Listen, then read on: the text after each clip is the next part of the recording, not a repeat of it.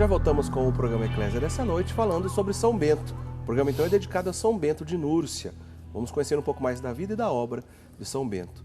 Está aqui conosco o padre Rafael André, que já é conhecido aqui do público da Rede Século XXI, pois apresenta o programa Madrugada de Bênção, e que tem uma história muito interessante com São Bento, que ele já contou bastante sobre isso no primeiro bloco. Além disso, ele é pároco de uma paróquia de São Bento, trabalha numa paróquia de São Bento e escreveu alguns livros dedicados a esse tema. 2 deles nós vamos sortear no final do programa. Está aí, ó. Nós vamos falar mais um pouquinho sobre esses livros e um terceiro livro dedicado a outro assunto. Então basta você ligar, deixar o seu nome para o sorteio. As pessoas que quiserem a participação por telefone, nós vamos no final do programa então sortear esses 3 livros do Padre Rafael, tá certo? Padre, vamos lá. Já entendemos um pouco no primeiro bloco, lembramos sobre todo esse mistério relacionado à canonização, beatificação, como é que é possível uma pessoa chegar a ser santo, como é que a igreja conduz isso e tudo mais. E vamos começar a falar propriamente dito mais ainda desse grande santo que é São Bento. Quem foi São Bento? Então, a gente já tem esse panorama, né, bíblico, o que é ser santo. Só pode entrar no céu quem for santo, né? Nós temos essa dimensão da santidade para nós cristãos católicos, né? Ser santo tem esses 3 estágios: servo de Deus, beato e santo canonizado, onde tem um culto universal. Em específico dos santos, né, desse rol de santos, né, conhecidos nossos, nós temos a figura de São Bento. São Bento é considerado o pai de todos os monges do Ocidente, ou seja, é aquele que vai organizar, é aquele que vai dar cara, é aquele que vai dar um movimento à vida religiosa aqui para nós ocidentais. Porque lá no Oriente já havia todo um movimento religioso. Imagine isso, que desde o Antigo Testamento nós temos eremitas, nós temos homens e mulheres que iam ao encontro de Deus. Um exemplo disso é Elias, um exemplo disso é Moisés, quando subia no monte para falar com Deus. Então lá no Oriente, o pai da vida monástica é Santo Antão. Ele funda, ele organiza, ele traz uma tona de santidade ou de vida religiosa para todo o mundo cristão.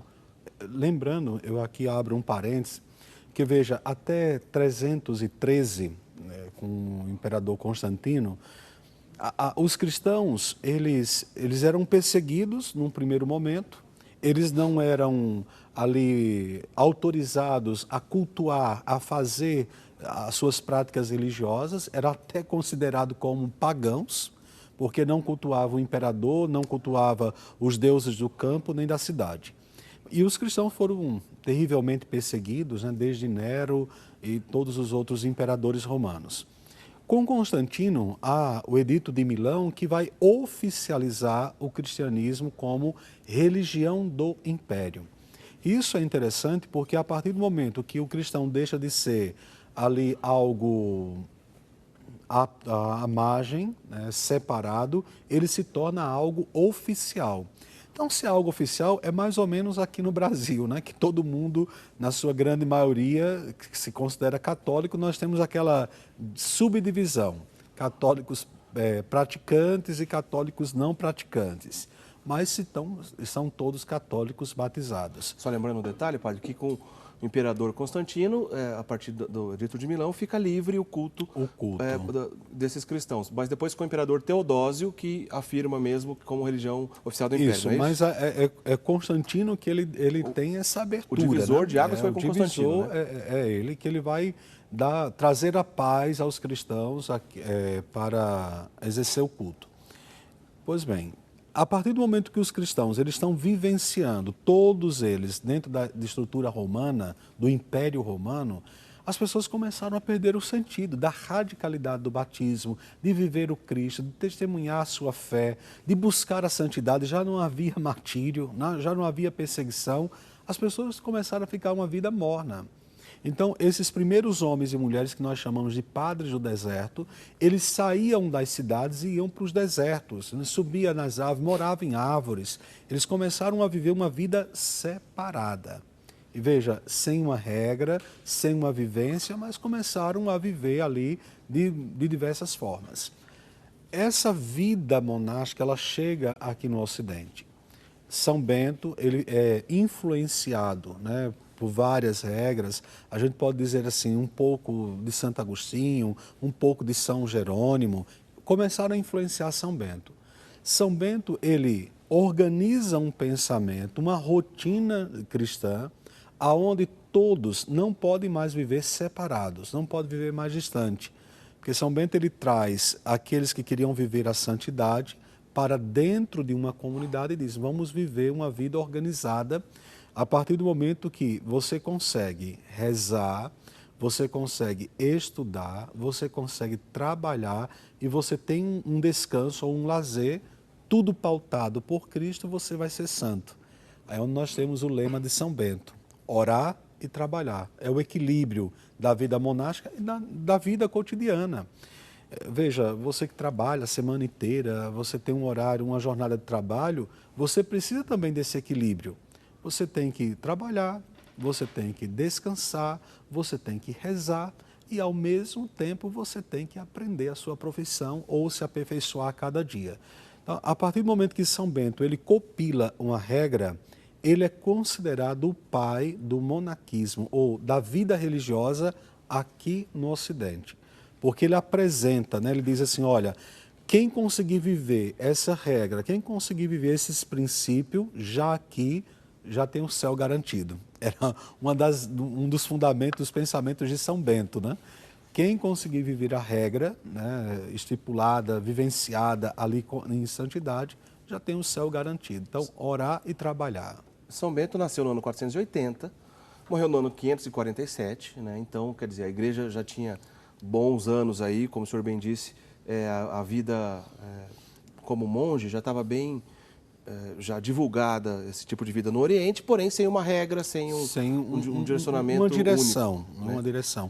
E o bonito também, aí eu abro aqui um parênteses que a gente pode estar percebendo, que São Bento, ele tem uma irmã gêmea, que é Santa Escolástica, e todo devoto de São Bento deveria conhecer a vida de Santa Escolástica, ou pelo menos celebrar a vida de Santa Escolástica, porque é ela a responsável para termos a devoção a São Bento.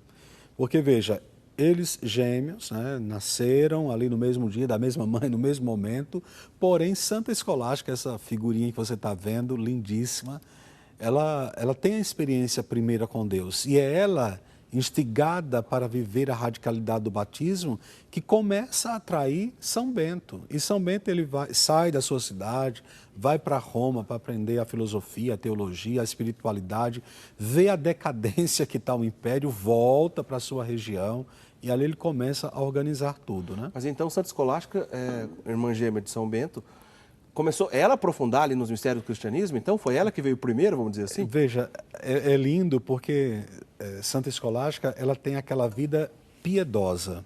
É tanto que ela pega a regra que o irmão compila, né, que o irmão organiza, e aplica para as beneditinas, claro, com as suas devidas adaptações. Mas é ela que impulsiona essa vida de santidade, essa sensibilidade. Eu acho que é daí que vem o adágio popular, né? Atrás de um grande santo sempre tem uma grande mulher, ou atrás de um grande homem sempre tem uma grande mulher que está sempre intercedendo, orando, pedindo a Deus, direcionando, né? Fazendo o homem ser um pouco mais flexível para fazer a vontade do Senhor.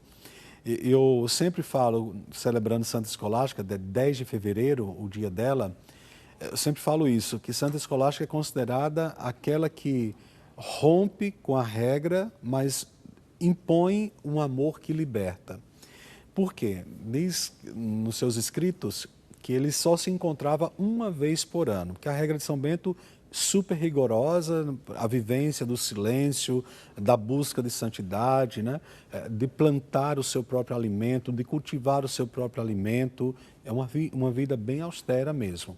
E Santa Escolástica e São Bento, eles se encontravam uma vez por ano, e vejam, moravam próximos, mas eles se encontravam uma vez por ano para dialogar, para falar de Deus. Não tinha outro assunto a não ser falar de Deus.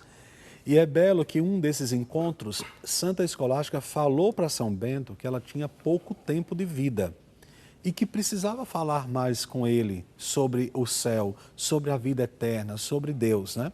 E São Bento disse, de jeito nenhum, eu não vou quebrar a regra, eu tenho que entrar, eu tenho que ir para o ofício, eu tenho que rezar, eu tenho que voltar para a vida da comunidade. E Santa Escolástica implora mais uma vez, e São Bento reluta dizendo que de maneira alguma vai quebrar a regra. E ela diz, tá bom. Na hora que ela diz, tá bom, diz os escritos que caiu um grande temporal, inunda a parte do mosteiro onde eles estavam, e eles precisam passar a noite inteira tirando água do mosteiro, porque estava colocando em jogo a segurança de todos. Olha E só. São Bento, ele diz isso, mulher, o que fizeste conosco, né? O que fizeste comigo? Ela diz, ora, eu pedi para você. Você não atendeu, eu pedi então para Deus e Ele me ouviu, né? Então é o amor que supera toda regra, né? O amor que sempre vai além. E é interessante que dias depois Santa Escolástica morre e São Bento, lá do mosteiro, né, da sua morada, ele vê, ele contempla a alma de Santa Escolástica sendo elevada ao céu. E depois de 40 dias da morte de Santa Escolástica, São Bento vem a falecer também. Olha Por isso só, que os logo dois depois. estão enterrados no mesmo lugar, lá no Monte Cassino.